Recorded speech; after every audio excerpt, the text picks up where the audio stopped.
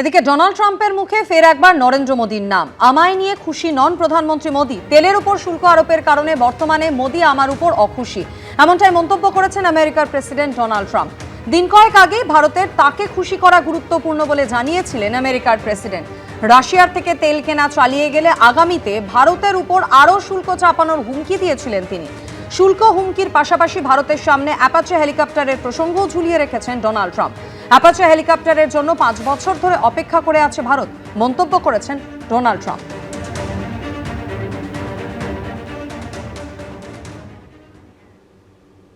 Prime Minister Modi came to see me. Sir, may I see you, please?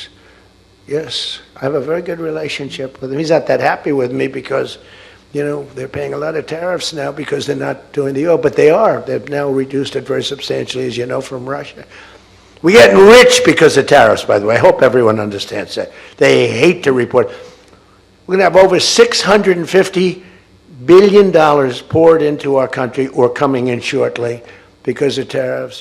কথা বলবো আন্তর্জাতিক সম্পর্ক বিশেষজ্ঞ ইমন কল্যাণ লাহিড়ী রয়েছেন আমাদের সঙ্গে। ইমন কল্যাণ বাবু, যেভাবে ভেনেজুয়েলার ওপরে একেবারে সরাসরি আক্রমণ শানিয়েছে আমেরিকা, তারপরে এবার কি ভারতকে কোথাও ঘুরিয়ে একটা চাপে রাখার কৌশল নিলেন ডোনাল্ড ট্রাম্প? দেখুন, এটা তো ওনার কাজ। প্রাথমিকভাবে ভারতের উপর যে চাপটা তিনি দিয়েছিলেন সেটা তো বোঝাই যাচ্ছিল যখন 50% ট্যারিফ ইম্পোজ করেছে। এটা আমাদের মাথায় রাখতে হবে যে বিশ্বায়নের যুগে প্রথম যে কন্ডিশন ছিল, অর্থাৎ উরুগুয়ে রাউন্ডে, সেখানে ট্যারিফ থাকবে না যদি দুই দেশের সম্পর্ক থাকে। সেখানে যতটা ট্যারিফ ডিলিমিট করা যায় সেটাই কিন্তু মেজর কন্ডিশন। সেটা ডোনাল্ড ট্রাম্প কোনো ক্ষেত্রেই মানছেন না। অর্থাৎ তিনি যে আধুনিক ব্যবস্থা, আধুনিক বিশ্বায়নের ব্যবস্থা, সেটাকেই নাস্বাদ করছেন। এটা ওনার মনে রাখা উচিত। পৃথিবীর সম্পদ, পৃথিবীর যা কিছু খনিজ সম্পদ বা প্রাকৃতিক সম্পদ, সেটা ওনার ব্যক্তিগত সম্পত্তি নয়। ভারত কেন দেবে? ভারত তার জাতীয় স্বার্থ, ভারত তার রাষ্ট্রীয় স্বার্থ বজায় রাখবে, এটা স্বাভাবিক। নন্দীগ্রামে শহীদ স্মরণ দিবস কর্মসূচিতে আজকে বিরোধী দলনেতা শুভেন্দু অধিকারী তিনি উপস্থিত। সকাল সকাল মমতা বন্দ্যোপাধ্যায়ের উদ্দেশ্যে আক্রমণ শানিয়েছেন নন্দীগ্রামের এই মঞ্চ থেকে। 2008 থেকেই শহীদ তর্পণ দিবস পালন করেন। আগামী দিনে প্রকৃত পরিবর্তন এলে নন্দীগ্রামের মানুষ খুশি হবেন, এমনটাই বলছেন শুভেন্দু অধিকারী। মমতা বন্দ্যোপাধ্যায় 1,08,000 ভোট পেয়েছেন, কিন্তু নন্দীগ্রামে একদিনের জন্য আসেননি। কি বললেন দেখুন। আমরা 2008 সাল থেকে এই দিনটি উদযাপন করি অনেক বাধা বিপত্তির মধ্য দিয়ে আমরা শুরু করেছিলাম। আগামী দিনে নিশ্চয়ই যে কথা দেবাশিস ভাই বলছিল প্রকৃত পরিবর্তন, সেই প্রকৃত পরিবর্তন এলে এই পরিবারগুলি সামগ্রিকভাবে এলাকার মানুষ তারা শান্তি পাবে, তারা খুশি হবে। এই আন্দোলনে সবচেয়ে বড় বেনিফিশিয়ারির নাম কি? সবচেয়ে বড় বেনিফিশিয়ারির নাম হলো এই রাজ্যের মুখ্যমন্ত্রী মমতা বন্দ্যোপাধ্যায়। সবচেয়ে বড় বেনিফিশিয়ারি। আপনি যদি নিজের দলের মুখ্যমন্ত্রী হতেন, আপনার জনপ্রিয়তা হতেন, তাহলে 2001 সালে আপনি মুখ্যমন্ত্রী হতেন। আর নন্দীগ্রামের জন্য আপনি মুখ্যমন্ত্রী হয়েছেন, তাই আপনাকে 13 বছর অপেক্ষা করতে হয়েছে 98 সাল থেকে 2011 সাল। আপনি 1,08,000 ভোট পেয়েছেন। একদিন নন্দীগ্রামে আসেননি গত 5 বছরে। নন্দীগ্রামের মানুষের খোঁজ নেননি, আপনি তাদের খবর রাখেননি। উল্টে কি করেছেন? আন্দোলনের নেতাদের নামে কেস তুলে দিয়েছিলেন। করেন তো নেই কিছু, আরো আন্দোলনের সঙ্গে যারা ছিল প্রত্যেককে আপনি বিপদে ফেলে দিয়ে চলে গেছেন।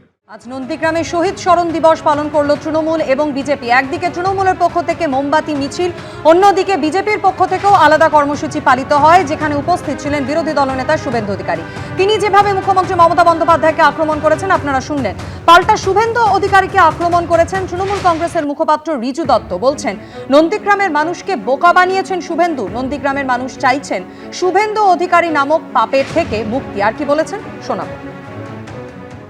দেখুন, নন্দীগ্রামের মানুষকে বোকা বানিয়ে এক বাটপার লোডশেডিং করে এই শহীদ যারা নিজেদের আত্মবলিদান দিয়েছেন নন্দীগ্রামের মাটির জন্য, তাদের লাশের ওপর দাঁড়িয়ে এখন বিধায়ক হয়েছে, বিরোধী দলনেতা হয়েছে। নন্দীগ্রামের মানুষ 5 বছর ধরে খুব ভুগেছে, খুব কষ্টে আছে। তাদের মনের কথাটা আমি শুধু স্টেজে বলেছি। নন্দীগ্রামের মানুষ চাইছে যাতে নন্দীগ্রাম পাপ মুক্ত হয়, আর সে পাপের নাম শুভেন্দু অধিকারী। নন্দীগ্রামের মানুষ চাইছে যাতে নন্দীগ্রাম আবার স্বাধীন হয়, যেভাবে বাংলা স্বাধীন হয়েছে।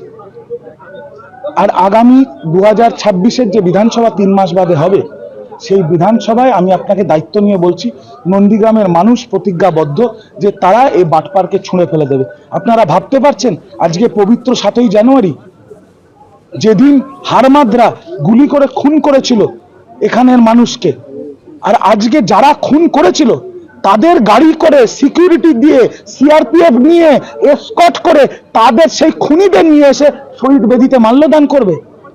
এর থেকে বড় অপমান কিছু আছে শহীদদের? নন্দীগ্রামে ভূমি উচ্ছেদ প্রতিরোধ কমিটির ব্যানারে শহীদ স্মরণ সভা তৃণমূল কংগ্রেসের।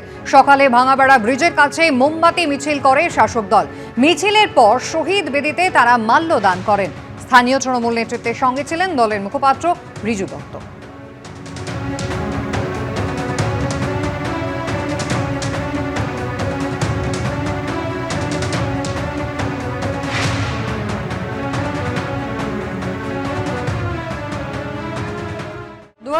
সালে প্রধানমন্ত্রী নরেন্দ্র মোদী মোট 5 বার এসেছেন এই রাজ্যে, আর নতুন বছর শুরুতে ফের তিনি আসবেন পশ্চিমবঙ্গে।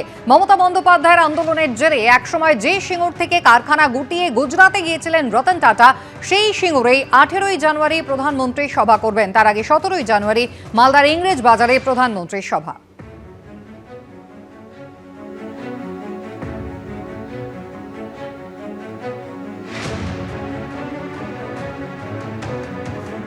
মোদিজির সভা হবে সিঙ্গুরে, ঐতিহাসিক জনসভা হবে।